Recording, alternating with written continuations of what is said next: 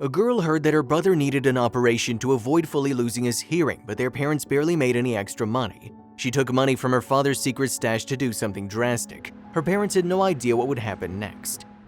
Mr. and Mrs. Collins, your son needs his operation urgently or his hearing problems will get worse, Dr. Marsh told Pauline's parents with the help of an American Sign Language translator employed by the clinic. Pauline and her brother Elan were both born with perfect hearing. Their parents Xavier and Luna were both deaf. However, Elan got a severe ear infection as a baby and it became a chronic condition that led to partial hearing loss. Despite the excellent life Xavier and Luna had had, they didn't want their child to be completely deaf, so they tried their best. But even years later, Elan was still having trouble. The issue now was that this surgery was too expensive and Pauline knew her parents didn't have that kind of money. They worked and provided a decent life for both of their kids, but it was never enough. So they went home taking Elan and hoping he would get better, but Pauline was worried. She grabbed her computer and started searching for ways to make money. After searching for hours, it didn't seem possible for a 12-year-old boy to earn any kind of significant amount until she stumbled upon an event on Facebook, a violin competition. Pauline looked from her computer to her violin case sitting in the corner of the room and pursed her lips. She couldn't use it. Elan had accidentally broken it and there was no money for repairs. The other issue was that the competition was in the neighboring state, so she didn't need money for the bus. She went to talk to her mother, thinking that maybe Luna would understand and give her some cash. She went into the living room and spoke to her mother in ASL.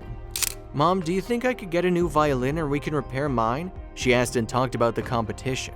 Her mother shook her head.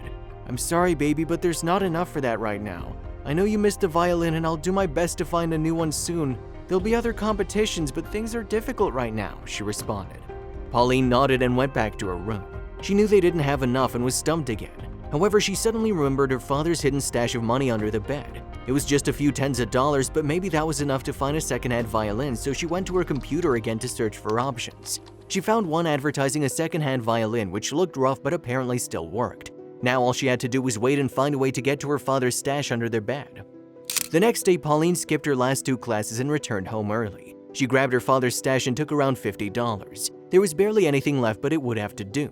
However, she didn't notice that her father had been home and in the bathroom when she entered the bedroom. He waited silently at the bathroom door to see what she was doing and was shocked that his daughter would steal from him. However, she never turned around. She only ran off and he tried to follow, but it was no use. She ran too quickly and Xavier lost track of her even after he got in his car and tried to find her. Pauline didn't return home that night or the following morning. Xavier and Luna were dying of worry, but there wasn't much they could do aside from asking the police for help. They couldn't do much since their daughter hadn't been missing for long and they had to be patient. So they took Elan to school and went to work, hoping that Pauline would return soon. To Xavier's utter shock, she was sleeping on her bed when he got home from work. He took her up and started signing rapidly and angrily. "Where the hell have you been? We've been sick with worry. I saw you stealing money. Pauline, why would you do that? You know stealing is wrong. You know that money's more emergencies, even if it's not much." Xavier's hands were flying.